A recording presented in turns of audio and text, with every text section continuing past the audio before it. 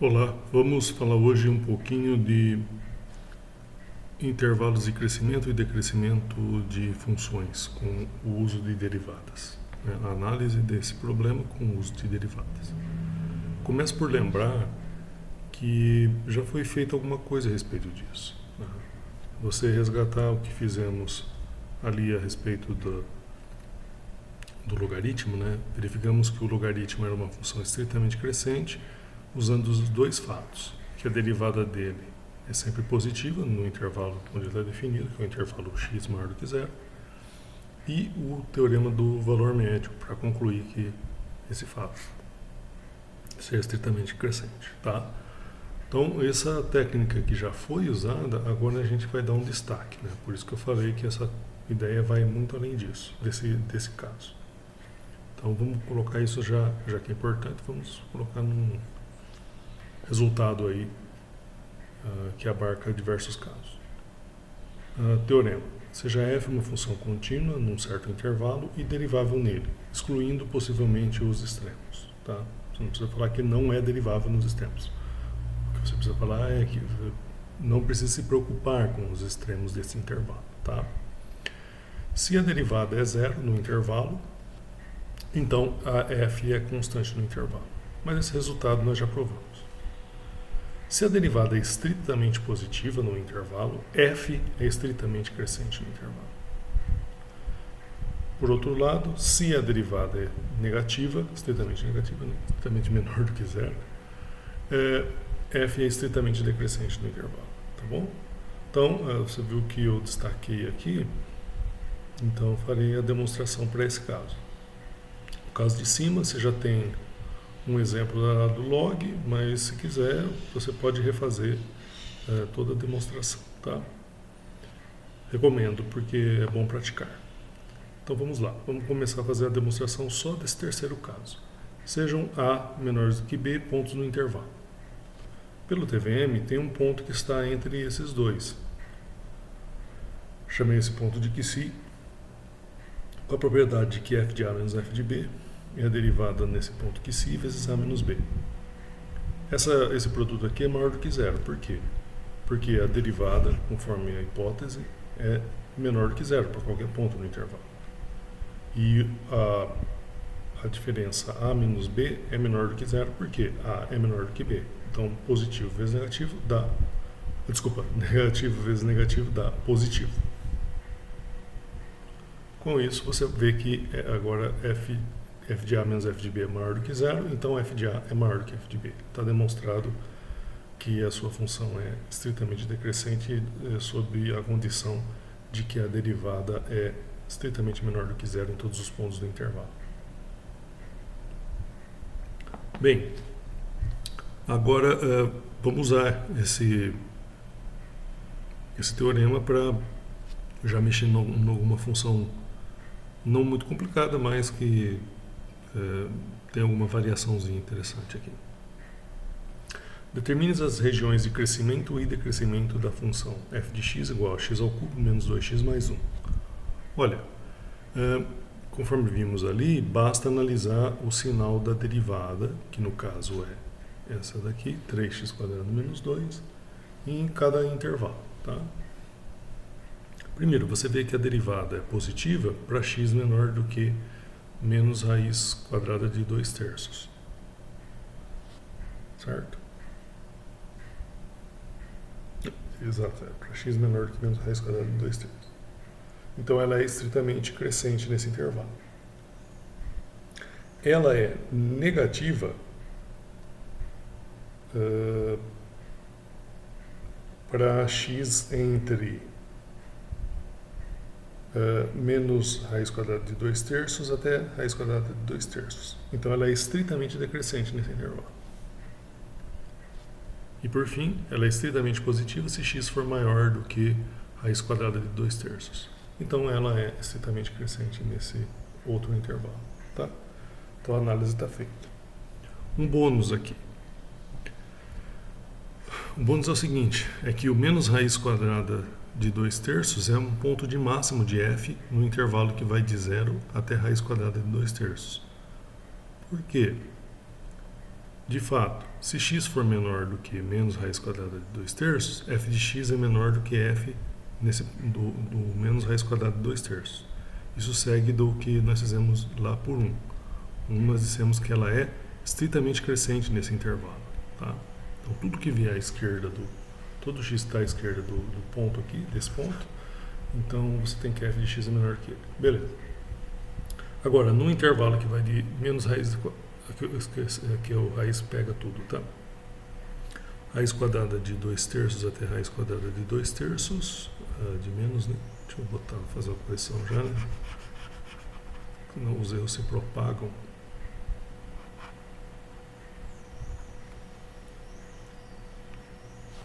Então aí você tem que a f nesse ponto é maior do que a f de x para todos os x nesse intervalinho. Isso segue de 2. Tá bom? E você também depois pode verificar que o raiz quadrada de 2/3 é ponto de mínimo de f, agora no intervalo que vai de menos raiz quadrada de 2/3 até mais infinito, tá bom? Às vezes aqui eu deixo como exercício, certo? Então esse estudo, esse bônus é interessante porque mostra que o estudo do sinal da derivada é importante também para a determinação de máximos e mínimos em intervalos, tá? Em breve vamos firmar melhor esse resultado. Vamos ver uma aplicação um pouquinho diferente que é dessa de analisar intervalos de crescimento e decrescimento. É um uso de demonstrar desigualdades entre funções. Então aqui nesse exemplo, pede-se para que você mostre que x elevado a n menos 1 é maior ou igual a n vezes x menos 1 para x maior ou igual a 1 e n natural. Tá? Então você tem uma desigualdade entre funções. Quais funções? X a n menos 1 e essa é outra função, n vezes x menos 1. Então beleza, tome essa função auxiliar h de x igual a diferença de x elevado a n menos 1 com n vezes x menos 1. Beleza? Então, olha o que você tem. Você tem que a derivada do h é essa expressão, que eu simplifiquei dessa forma, que você pode notar que é maior do que zero se x é maior do que 1, certo? Porque isso aqui é positivo, e isso daqui vai ficar positivo para x maior do que 1. Com isso, essa função ela fica estritamente crescente, de 1 até mais infinito, certo? Outra coisa que você nota, que h de 1 é zero. Então, dessas condições 1 e 2, segue que h de 1 é menor ou igual a h de x se x for maior ou igual a 1, porque a h é crescente nesse intervalo de 1 até mais infinito, né? Mas o h de 1 é zero e o h de x é a diferença das funções. E daí você passa essa daqui somando e tira o resultado desejado, tá? Então, tudo bem? Então vamos fazer um apanhado do qual que é o procedimento por trás disso aí que eu fiz, certo? Então, ó, a gente tem uma situação similar a essa daqui. Ó. A ideia é para demonstrar desigualdade entre funções. Digamos que você queira, como no exemplo ali, né, demonstrar a desigualdade entre duas funções, f e g. Bom, como que você faz? Primeiro você vai pegar no ponto, o ponto A. Você vai ver se f de A é menor ou igual a g de A. Boa parte das vezes você vai ter uma igualdade, mas não vou ficar tentando garantir não, tá?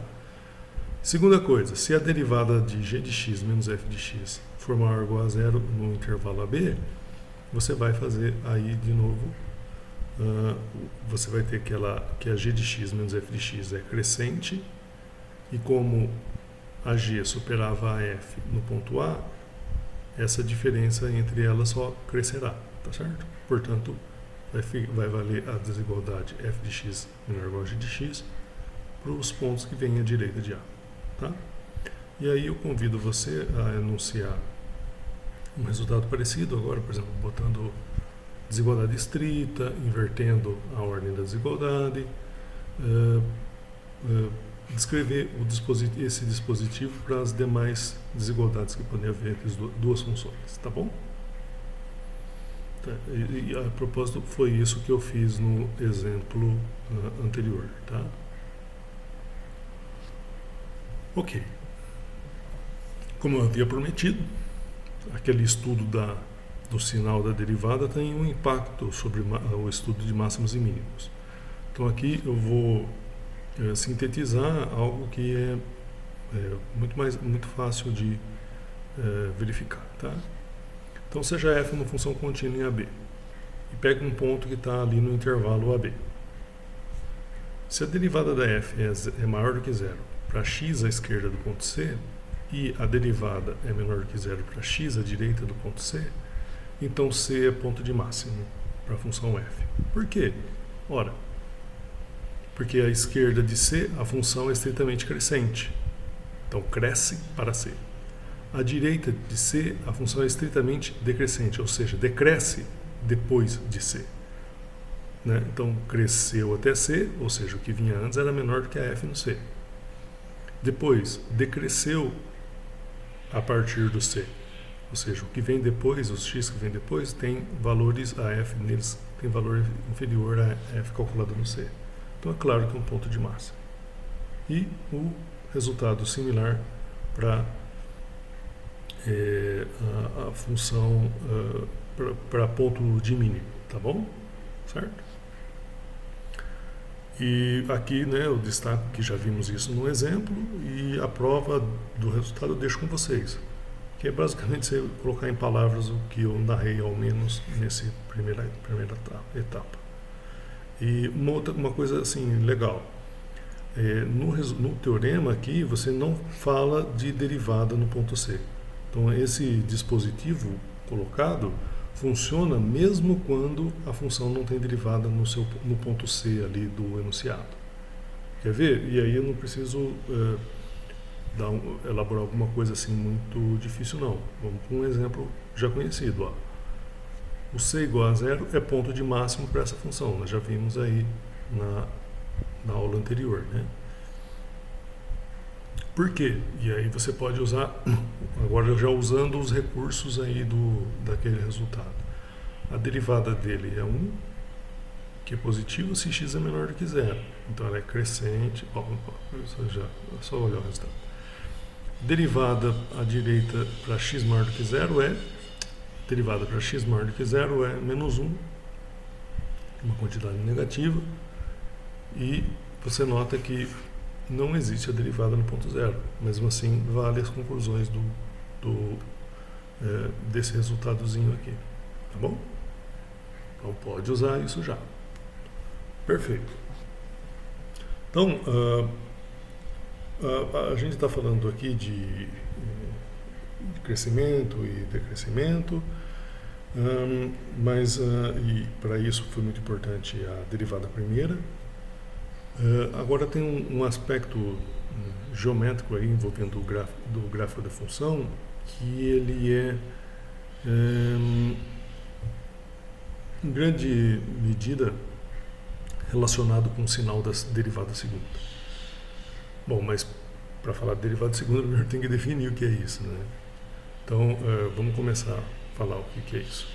Se existe a derivada da f em todo um ponto do intervalo aberto, nós definimos a derivada segunda, indicando aqui por duas linhas, né, como a derivada dessa função da derivada, que a derivada é uma função, certo? Caso, evidentemente, se o limite existir. Tá? Essa derivada segunda ela tem notação, outras notações, essa daqui, usando aqui essa notação de Leibniz, ou ainda essa notação aqui, que é bacana também, eu gosto dela, porque a linha aqui não é muito legal para a partir de 3, 4, derivadas de ordem 3 e 4, fica bastante inconveniente a leitura usando o linha, né, para indicar a derivação. Um exemplo aqui, a derivada segunda do cosseno é menos cosseno. Por quê? E aí eu resgato as etapas pelas quais você vai ter que passar para o cálculo de derivada segunda. Primeiro, quem que é a derivada do cosseno? Menos seno. Aí você vai ter que fazer a derivada da derivada, do que você já obteve com a derivada. Então vai ficar a derivada do menos seno. A derivada do menos seno é menos cosseno. Tá bom? De modo análogo,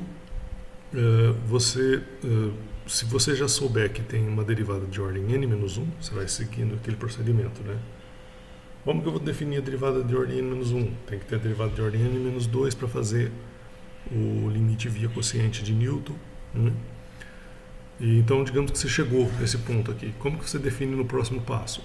Você define a derivada de ordem n como a derivada da derivada de ordem n-1, caso, evidentemente, esse limite exista. E a notação aqui para a derivada de ordem n é essa, já colocada ali, né? E na forma de Leibniz é essa daqui, tá bom? Perfeito. A gente vai falar bastante ainda de derivada segunda. As derivadas de ordem superior a 2, elas aparecerão mais à frente, quando falarmos lá, por exemplo, na fórmula de Taylor e tal, vocês vão vão se usar bastante derivadas de ordem superior. Vamos falar bastante da de ordem 2, porque ela tem interpretação geométrica muito útil para a gente aqui, e que a gente vai em breve fazer gráficos e funções, e essa informação fornecida pela derivada segunda será muito útil, tá? Então vamos lá. O que eu vou falar aqui é de concavidade ou convexidade. Concavidade, por exemplo, é o termo usado lá nas notas do João Sampaio. Convexidade é um termo usado no livro do Serge Lang. Então, o que eu vou falar daqui para frente é usando o Serge Lang. Tá? Então, vamos começar a entender um certo tipo de comportamento distinto do gráfico da função y igual a x ao cubo, quando tratamos para x negativo e x maior ou igual a zero. Tá? Então, aqui eu vou abrir esse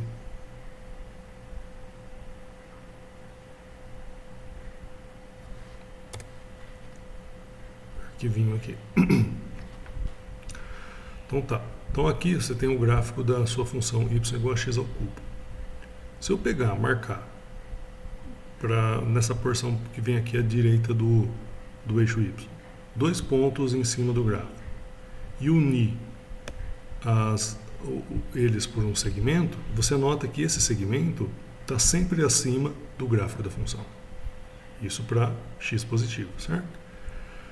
Há um comportamento distinto agora se você pegar para x negativo. Veja só, se eu pegar quaisquer 2 pontos aí em cima do gráfico e uni-los por um segmento, agora o segmento ele não está mais por cima, ele está sempre por baixo. Olha só, mesmo que eu mexa para lá, para cá, ele estará sempre por baixo do gráfico da minha função, certo? A questão é como interpretar isso daí, o que isso traz geometricamente para a gente. Aqui, no lado positivo, está dizendo que a sua função está com uma abertura para cima. Aqui, na parte negativa, ela está com uma abertura para baixo, certo?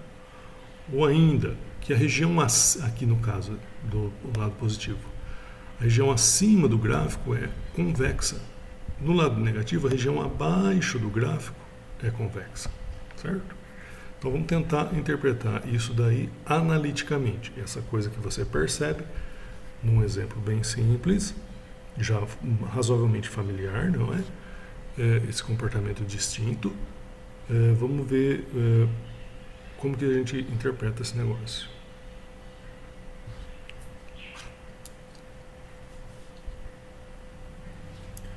Bom, no caso ainda do x ao cubo, tá? Só para usar esse exemplo concreto.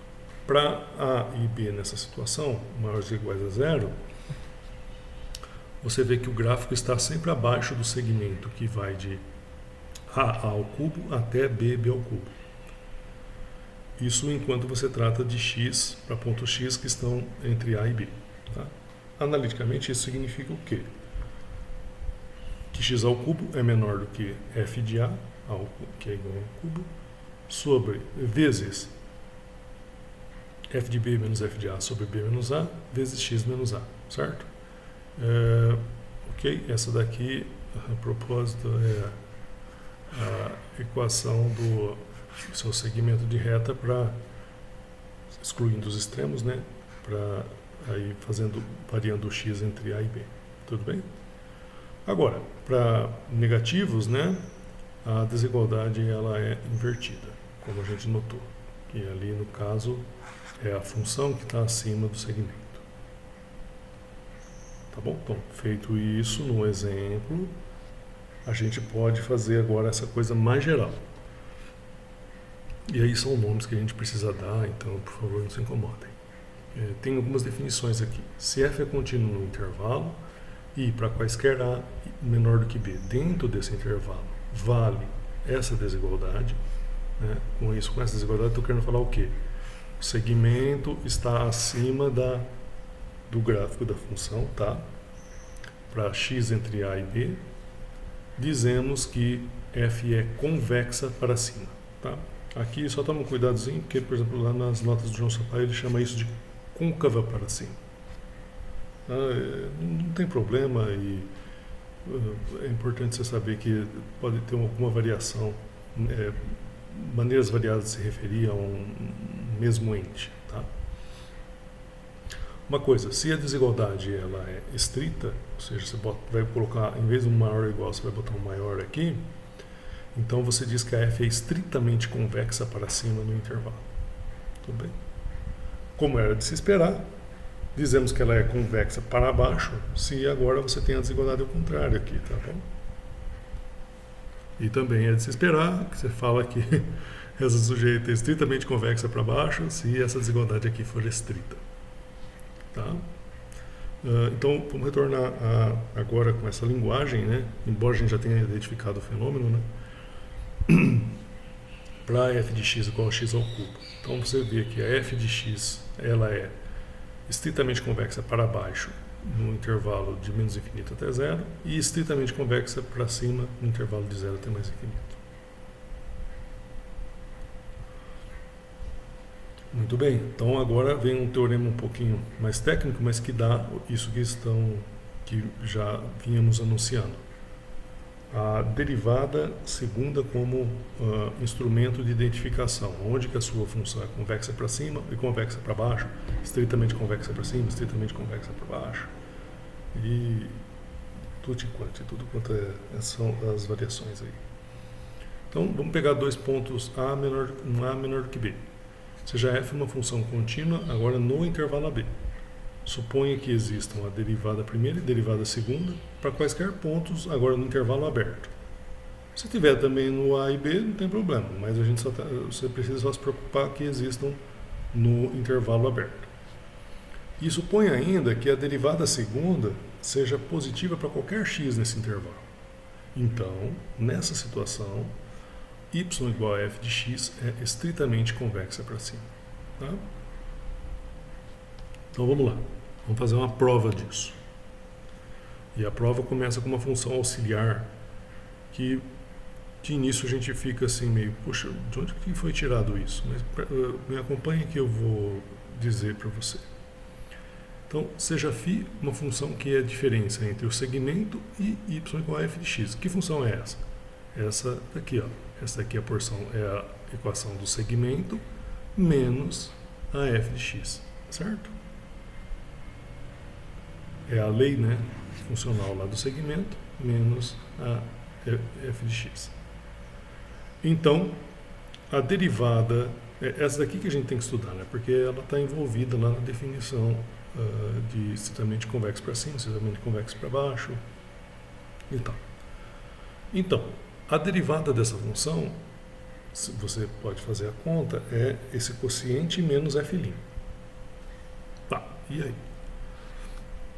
Pelo TVM, existe um ponto C que está entre A e B, de modo que φ' de x seja f' de c menos f' de x. Tá? Deixa eu só esclarecer. Aonde que você está aplicando o TVM? O TVM você está aplicando com respeito a esse quociente aqui. Tá? Por isso que ele foi substituído por esse f' de c mencionado no resultado.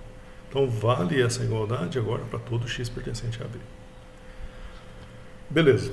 Agora você aplica o TVM de novo. Né? TVM é pouco importante, né? Aplica o TVM de novo. Agora para F' no intervalo entre x e c. Certo? Das seguintes formas. E aí depende da posição do x ali respeito a c, tá? Se você tiver que o a menor do que x menor ou igual a c, então há um d entre x e c com a propriedade que f' de x menos f' de c menos f' de x é f duas linhas calculado em d vezes c menos x. Ora, como f duas linhas de d é positivo, segue que φ duas linhas também é positivo. Porque φ duas linhas, olha lá, vamos resgatar a imensa história. Isso daqui é positivo, isso é positivo, mas isso daqui é φ' de x.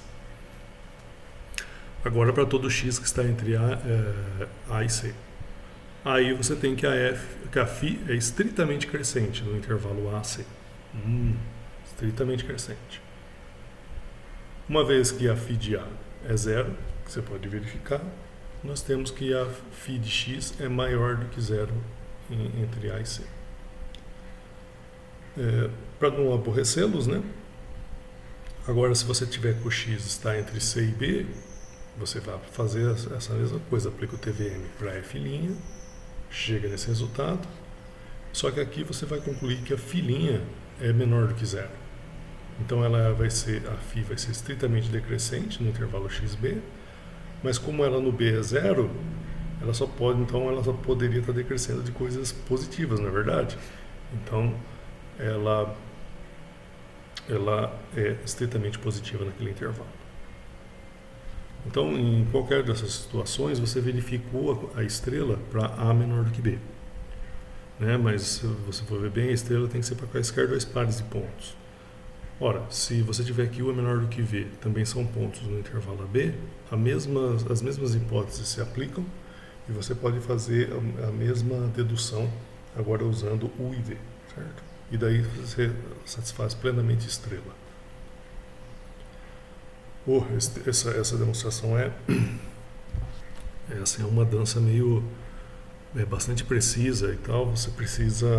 É necessário que você leia algumas vezes para acompanhar o desenrolar, né, dessa ideia, de modo que fique simples para você, tá? Então vamos, né, como sempre, vamos já logo falar de um exemplo. Exemplo: f de x igual a seno de x é convexa para cima no intervalo que vai de π a 2π. Seguindo as receitas dadas há pouco, o que a gente precisa saber é a derivada segunda, né? Então, primeiro, faço a derivada primeira, que é cosseno. A derivada do cosseno é menos seno, então a derivada segunda da f é menos seno. Agora, você lembra que a função seno ela é negativa nesse intervalo de π a 2π. Logo, a derivada segunda é estritamente menor do que zero. É menor do que zero, né? Não sei porque estou usando esse estritamente. Menor do que zero se você tiver com x entre π e 2π. E daí o resultado segue do teorema. Né? Bom, aí eu preciso, né, anunciar, mas evidentemente não vou provar aqui, por isso, isso sobrecarrega demais a exposição. Sob as mesmas condições do teorema, aquelas de existência das derivadas e continuidade, mas agora com a hipótese de que a derivada segunda é negativa em lugar de positiva, como era no resultado anterior, nós temos que y igual a f de x é estritamente convexa para baixo. Tá? Vamos ver como é que usa isso. Agora, juntando tudo, né? De novo, vamos usar uma de grau 3 aí para o nosso exemplo. Exemplo: determine os intervalos onde essa função aqui é convexa para cima e aqueles onde ela é convexa para baixo. De novo, como é um resultado que envolve a aplicação dessa técnica da derivada segunda, né, do estudo do sinal da derivada segunda, temos que calculá-lo. A derivada segunda dessa função é menos 6x. Então você tem que, agora o sinal, né, só estudar o sinal dessa função, de menos 6x. Então você tem que f é estritamente convexa para baixo de 0 até mais infinito, e ela é estritamente convexa para cima de menos infinito até zero, certo? Pois aqui, de 0 até mais infinito, o sinal dela é negativo, da derivada segunda é negativo, e de menos infinito até zero, o sinal é positivo, tá bom? Ok. Quase no fim, pessoal, aguenta aí. Também relacionado com o tema aqui de convexidade, tem aquele ponto assim onde a coisa muda de figura, certo? Esse ponto já até apareceu aí nos exemplos, mas a gente não deu destaque. Você vai ver que é bastante razoável. Assim, o chamado ponto de inflexão. Um ponto onde isso aqui tem significados os mais variados na linguagem corrente, né? É um ponto de mudança, turning point, coisas que as pessoas falam de algum comportamento muda de maneira brusca, certo? Para a gente, o comportamento que vai mudar de maneira brusca é essa questão da convexidade para cima e para baixo, tá?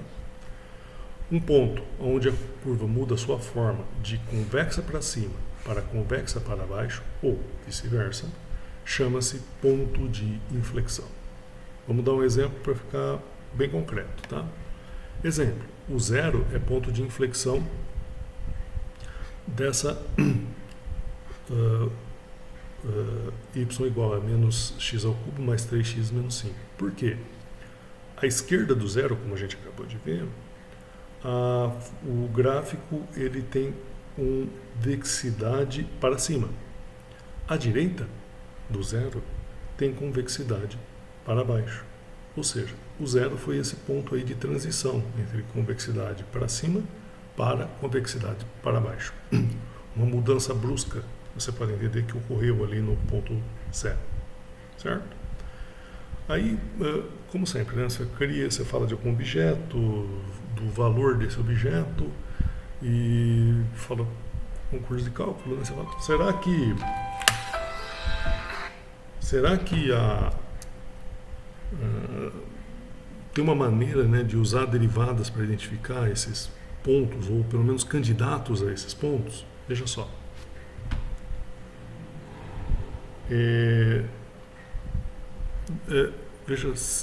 Veja só, se a F2 existe e é contínua, então há uma mudança de sinal entre pontos à esquerda e à direita desse seu chamado ponto de inflexão. Sendo ela uma função contínua e com mudança de sinal à direita e à esquerda desse ponto, esse ponto só pode ser zero, correto? A derivada segunda nele só pode ser zero. Ou seja, esse daqui é um instrumento muito bom para você tentar achar candidatos a pontos de inflexão. Tá? Por que eu digo isso? Mas é apenas uma condição necessária. Uma vez obtidos os pontos onde a derivada segunda se anula, é preciso proceder à análise de cada um deles. Tá? Então, aquilo ali assim, é só para ter uma ideia de candidato. De novo, eu dou primeiro o exemplo negativo e depois, bom, a gente vai, no estudo de gráfico de função, vai ter oportunidade de fazer muito isso. Exemplo, y igual a x à quarta. Nós temos que a derivada segunda é 12x². E a derivada segunda no zero é zero. Mas essa função x à quarta, ela é estritamente convexa para cima. Então não há mudança nenhuma à direita e à esquerda do ponto zero, com respeito à convexidade. Então não há essa mudança brusca que o caracterize como ponto de inflexão. Então o zero não é ponto de inflexão, embora a derivada segunda dele seja zero. Tá? Então eu estou falando assim, a derivada segunda igual a zero não te deu a resposta completa, você precisa proceder a sua análise. Tá? Outra coisa, eu não escrevi aqui, mas deveria. Tem pontos onde tem essa mudança, né, de derivada segunda, de convexidade para cima, mudando para convexidade para baixo, só que esses pontos, você não pode nem falar da derivada em cima deles. Então, não faz sentido falar assim que você vai à procura deles estudando onde a derivada segunda é zero. Ora, você não pode falar da derivada segunda neles, como é que você vai usar esse instrumento para identificá-los, não é? também não faz sentido, beleza? Então aqui eu recomendo uns exercícios lá do livro do João Sampaio, né, o conjunto 6.3, e destaco aqui essa diferença de nomenclatura, tá bom? Então é isso, pessoal. Essa aula foi mais extensa, porque também tem uma série de demonstrações aí, né? Mas a próxima vai ser um pouquinho mais amena, que vai ser sobre esboço de gráficos de função, né? Então a gente vai juntar todo esse aparato aí, né, desenvolvido a partir de derivadas, para mostrar como que isso nos ajuda a produzir, vamos dizer assim, bons e, em muitos casos, excelentes esboços de gráfico de função. Perfeito? Nos vemos na próxima.